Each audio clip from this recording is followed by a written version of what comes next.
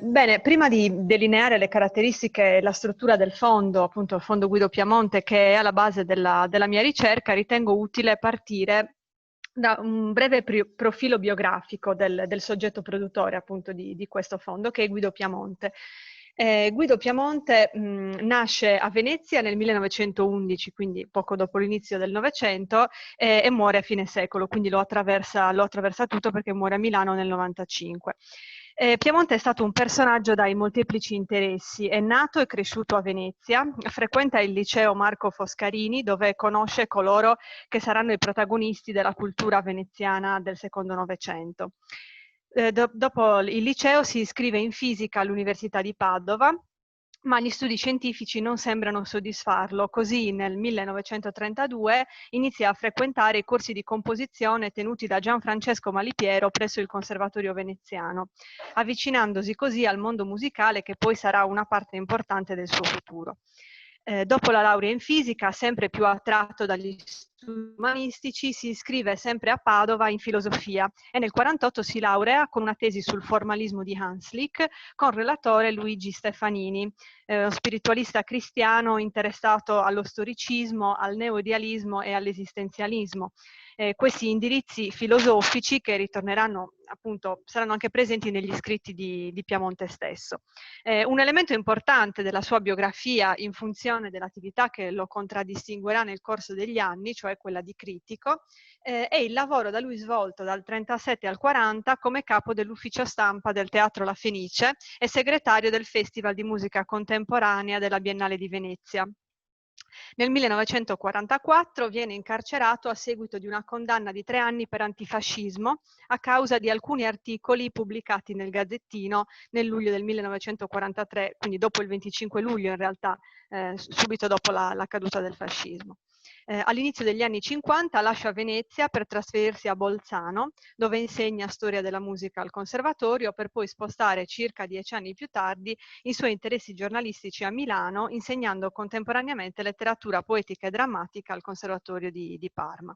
Ecco, già da queste prime informazioni viene fuori l'immagine di un intellettuale che ha operato lungo tutto il Novecento, attraversando nel cuore della sua carriera lavorativa il passaggio dal regime alla democrazia. Un intellettuale atipico, poiché interessato sia al mondo umanistico che a quello scientifico, ed è un intellettuale che opera appunto prevalentemente nell'ambiente musicale veneziano. Quindi un giornalista, un cronista, ma anche un saggista che poi pubblica su riviste specialistiche. Il fondo è conservato presso la Fondazione Ugo Olga Levi ed è costituito da 3 serie, se si vede bene le slide, perché forse... Ecco qua. Ed è costituito da 3 serie, una bibliografica, una serie contenente miscellanea e un'altra che conserva articoli di periodici e giornali. Ho avuto modo di constatare che in quest'ultima serie vi sono conservati moltissime unità documentarie, sono 6.742 per la precisione.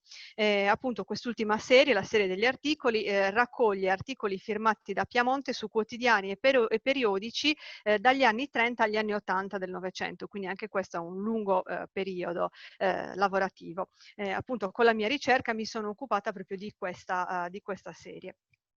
Ora presenterò brevemente il mio lavoro del trattamento del fondo, che ho già affrontato in un'altra sede questa parte della mia ricerca, quindi oggi non mi dilungherò particolarmente in modo tale da potermi poi concentrare sui risvolti della valorizzazione scientifica del fondo stesso.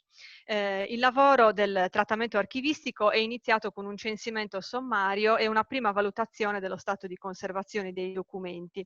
Mi sono subito resa conto di trovarmi davanti ad una serie archivistica insolita, che era appunto quella dei ritagli di periodico e soprattutto di non comune trattazione. Proprio perciò la fase di lavoro successiva è stata inevitabilmente l'operazione di condizionatura e la conseguente messa in sicurezza dei documenti stessi.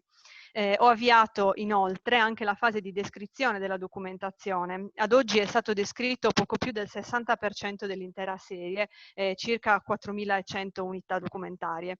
Non è stato possibile risalire sempre al periodico di riferimento o agli estremi cronologici dell'articolo. Non essendoci comunque su questo tipo di documentazione specifica degli standard descrittivi, ho proceduto a creare una scheda descrittiva appunto che fosse il più esaustiva possibile. Mostro velocemente un esempio di questa scheda. Ovviamente, oltre ai campi relativi alla descrizione fisica, ho riportato il titolo dell'articolo e l'eventuale inserimento di questo in una rubrica. Come si può notare, in questa scheda manca il periodico di riferimento, in quanto questo è uno dei casi di cui parlavo prima in cui non è stato possibile appunto risalire al dato. Per quanto riguarda la datazione, ad esempio in questo caso specifico, la datazione è stata aggiunta da Piamonte stesso in manoscritta, e quindi in questo caso ne ho riportato il dato. Durante il lavoro archivistico mi sono resa conto che non tutti gli articoli trattano di musica. Gli ambiti di interesse degli articoli si sono rivelati in realtà un elemento fondamentale per la ricerca, e quindi ho deciso così di creare una sorta di etichette che potessero in qualche modo identificare gli articoli per tematica. Molti articoli trattano l'argomento della radio, sia da un punto di vista tecnico che contenutistico, ma ho considerato questa tematica comunque affine alla musica, quindi musica e radio vanno un po' insieme, poiché gran parte degli scritti, soprattutto datati 30, 50, anni 30, anni 40 e 50, che poi sono gli anni veneziani, diciamo, di Piemonte, sono inseriti nelle rubriche radiofoniche dei quotidiani. Diversi articoli invece trattano argomenti storici, oppure ancora il giornalista ha scritto spesso riguardo la tematica del turismo e si è occupato spesso anche di argomenti relativi alla Svizzera o all'Alto Adige, essendovi legato per questioni biografiche. A questo punto ho voluto analizzare quanti articoli Piemonte ha scritto nei vari ambiti. Per fare questo ho tenuto conto non della totalità di articoli, ma solo di quelli finora descritti, quindi poco più di 4.100 documenti, che comunque consideravo un numero, insomma, notevole del fondo, ecco. Un numero di documenti notevole.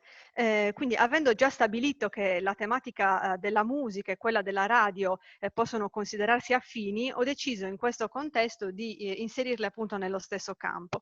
E si può notare così che più della metà degli articoli sono di argomento musicale, quindi 54%, e sono più di 2.000 articoli. Quindi diciamo che vorrei porre anche l'attenzione sul fatto che oltre alla percentuale di articoli è bene notare il numero, perché è sempre molto elevato. Successivamente mi sono poi chiesta su quali testate ha maggiormente iscritto e per quanti anni. Il risultato è stato il grafico che sto mostrando in questo momento. Come si può vedere, Piemonte ha collaborato con numerose testate. I quotidiani con i quali Piemonte ha collaborato per più anni sono i due principali quotidiani veneziani, quindi il Gazzettino e la Gazzetta di Venezia. Ho individuato nel 1945 uno spartiacque nella carriera giornalistica di Piemonte. Infatti, come si può vedere, dopo il 1945 le collaborazioni sono più brevi, ma decisamente numerose rispetto agli anni precedenti. Un ultimo grafico invece rappresenta il numero di articoli divisi per testata, con particolare attenzione a quanti di questi fossero di musica. Come si può vedere, ci sono testate in cui la musica non compare, ma il numero totale degli articoli non è elevato, mentre altri in cui il numero totale degli articoli, e in particolare quelli di musica, quasi si equivale, come appunto il Gazzettino, la Gazzetta Veneta e la Gazzetta di Venezia.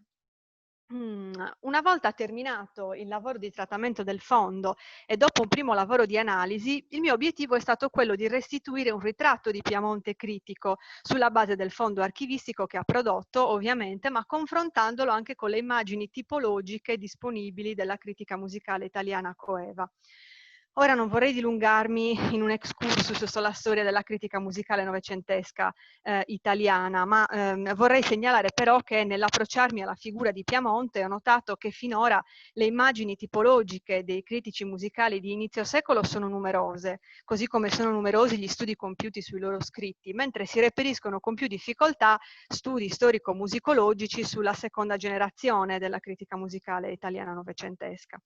In ogni caso si può affermare che Piemonte risulta essere ancora abbastanza legato alla prima generazione critica, poiché egli si forma con i protagonisti della generazione culturale di inizio secolo.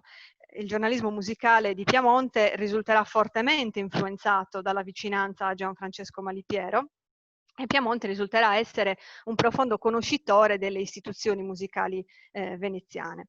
In questa tabella ho voluto sintetizzare le principali caratteristiche del giornalismo musicale di Piamonte. La sua formazione è stata fortemente influenzata in campo estetico da Stefanini, che ha trasmesso al critico le suggestioni dell'idealismo spiritualista, e, come ho già detto, in campo musicale da Gianfrancesco Malipiero. La sua attività si è svolta per un numero significativo di anni, circa 50, e principalmente su quotidiani. Così come avremo modo di vedere, tra poco la critica era spesso più culturale che strettamente musicale, la critica di Piamonte chiaramente.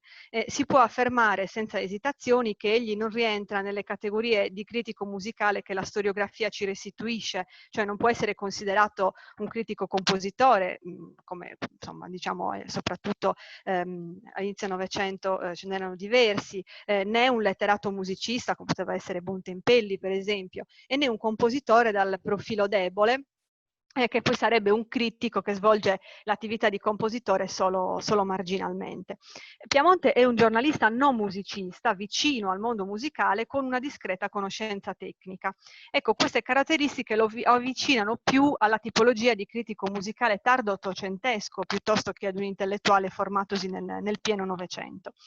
Il linguaggio dei suoi articoli è semplice e povero di tecnicismi, pensato appunto per i lettori dei quotidiani. Anche relativamente alle tematiche affrontate sembra disinteressato alla tematica della nuova musica e al significato d'avanguardia che nel secondo Novecento ovviamente fa da padrona, mentre mostra particolare interesse per le dinamiche istituzionali musicali veneziane.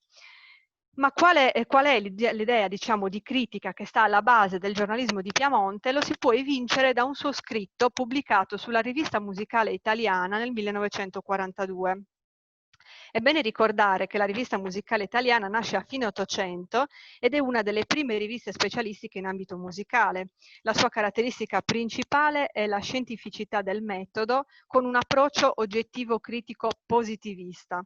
Ecco, solo qualche decennio più tardi Guido Gatti fonderà il Pianoforte, la rivista Il Pianoforte, che sarà una delle riviste in cui l'approccio positivista verrà contrastato da una corrente spiritualistica che ha richiamato spesso solo vagamente la filosofia romantica e il neoidealismo filosofico di Benedetto Croce. In questo scritto, appunto che si intitola Musica contro cultura, Piamonte si pone una serie di domande relativamente alla critica musicale e al rapporto tra musica e cultura, e ancora più nello specifico tra musicisti e cultura umanistica. La prima domanda che si pone Piamonte è: ma dov'è la critica vera e propria a portatrice di vita? Ecco, Piamonte scrive che per lui non è critica ciò che si legge nelle biografie romanzate, e non è critica perché è troppo specialistica il risultato di ricerche d'archivio, e non è neanche critica ciò che si legge nei frettolosi resoconti dei quotidiani. Afferma che molto si scrive di critica letteraria o di critica d'arte, ma che la musica nel campo dell'estetica è la grande assente, scrive lui. Sembra che la responsabilità di tale assenza Piamonte la attribuisca proprio al campo dell'estetica e ai suoi rappresentanti, rei a suo dire di, e qui sto citando, qualificare la musica come un'arte depotenziata, un'arte destinata a procurare diletto e a svagare le masse. Ecco, Piamonte in questo scritto attacca il campo estetico, sostenendo che spesso i filosofi tra loro discutono di critica, ma che la musica e i musicisti ne rimangono inesorabilmente esclusi.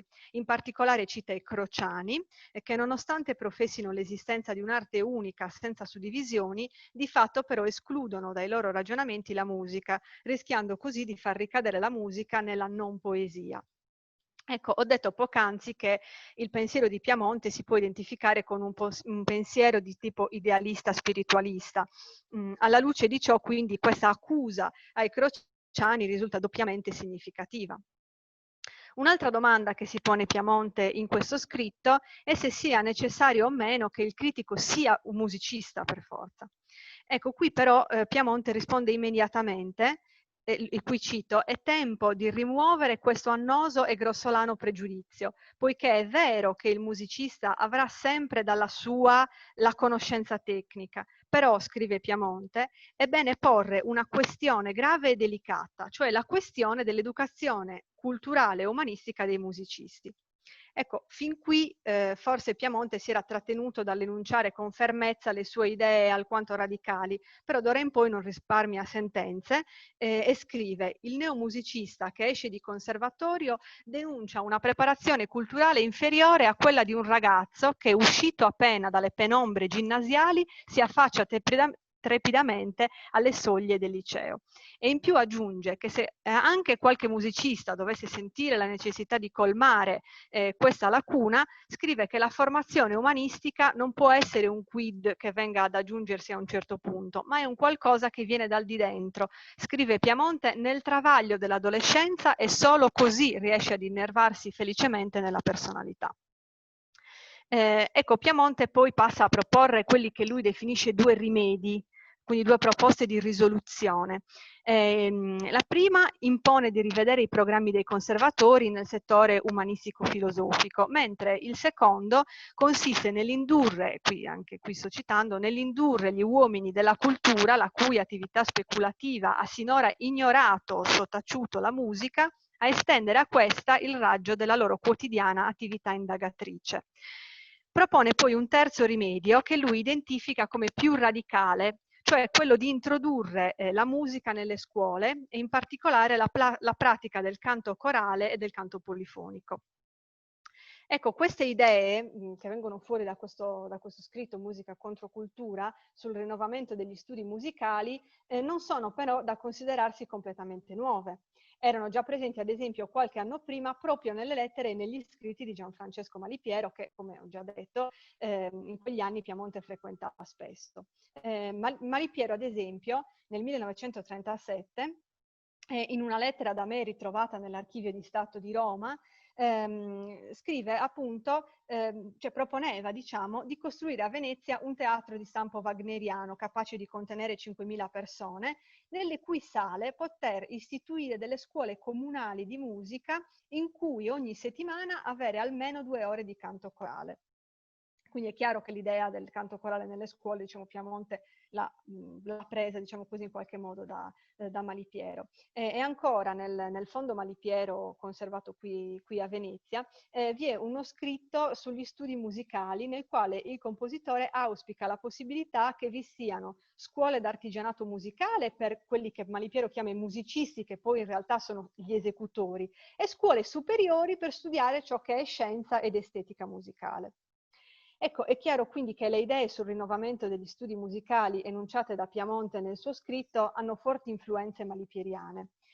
Ho avuto modo di constatare che spesso le considerazioni... Ricordo, siamo a 17 minuti. Sì, sì, sì, No, è vado interessantissimo, abbastanza... ma faccio Grazie. solo... Sì, sì, sì. Grazie, Prego, grazie. prego, prego.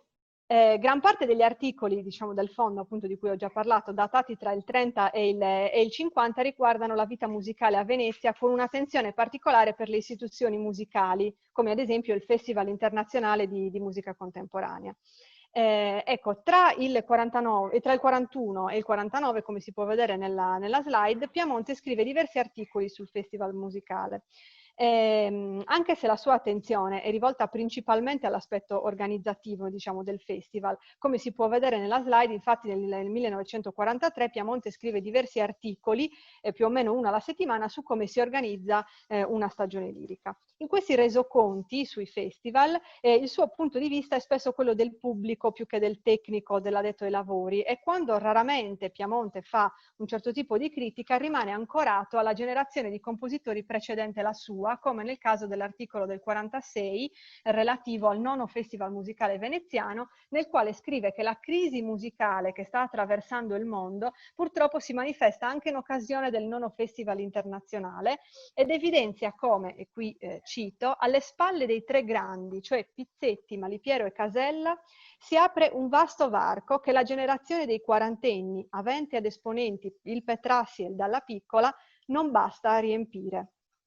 Quindi non solo egli è fortemente influenzato in campo estetico dalla generazione che lo ha formato, Malipiero per la musica e Stefanini per le influenze idealistiche, ma Piemonte, le rare volte in cui si sbilancia nei commenti critici, così come dicevo prima, sembra ancorato a convinzioni proprie di inizio secolo. La maggior parte dei suoi articoli che esulano dai resoconti giornalistico-musicali pongono l'attenzione sulle dinamiche della vita musicale veneziana. Ne ho voluto riportare qui alcuni, diciamo. Tra questi, il più significativo, a mio avviso, risulta quello del 47, che commenta il ritorno a Venezia di Ermanno Volferrari, appunto nell'estate del 47. Piamonte scrive che proprio a seguito del ritorno di Volferrari a Venezia, la vita musicale lagunare aveva visto un passaggio, e qui cito, dalla monarchia malipieriana ad una diarchia di bini consules. In questo articolo Piamonte racconta che dopo l'arrivo di Volferrari a Venezia, tutte quelle che lui chiama le forze antimalipieriane tenevano il loro quartier generale nel piccolo caffè della Fenice in campo San Fantin e che questi fecero eleggere Volferrari segretario del sindacato dei musicisti, il cui consiglio direttivo risultava composto da una compatta pattuglia tendenzialmente antimalipieriana. Piamonte continua spiegando che invece i malipieriani erano soliti incontrarsi sull'opposta sponda del Benedetto Marcello, che poi sarebbe il Conservatorio di Venezia, in cui Malipiero era il direttore, e nel recente istituto per la pubblicazione delle opere di Vivaldi, di cui si sa Malipiero era il primo promotore. Ho voluto così riassumere solo uno dei tanti articoli presenti nel fondo in cui in Piamonte si dimostra un profondo conoscitore delle dinamiche delle istituzioni musicali lagunari. Un altro esempio potrebbe essere l'articolo del 46, cambio di guardia alla Fenice, i cui riferimenti ho riportato qui nella slide, nel quale Piamonte racconta dell'avvicendarsi dei sovrintendenti del Teatro La Fenice durante il 46, appunto. Per concludere, quindi, Piamonte risulta essere, oltre che il soggetto produttore di un fondo cospicuo che comprende al suo interno un vasto numero di articoli che trattano numerosi ambiti di interesse, un critico musicale vicino a Malipiero e un profondo conoscitore delle dinamiche presenti nelle istituzioni musicali veneziane. Il valore scientifico della figura, a mio avviso, sta proprio in questi due ultimi aspetti, la prossimità a una personalità come Malipiero e la profonda conoscenza delle dinamiche delle istituzioni musicali veneziane, all'epoca al centro del dibattito musicale contemporaneo. Ecco, secondo me questi due sono gli strumenti che permettono di dare rilievo alla figura del critico Piamonte. E così concludo, grazie.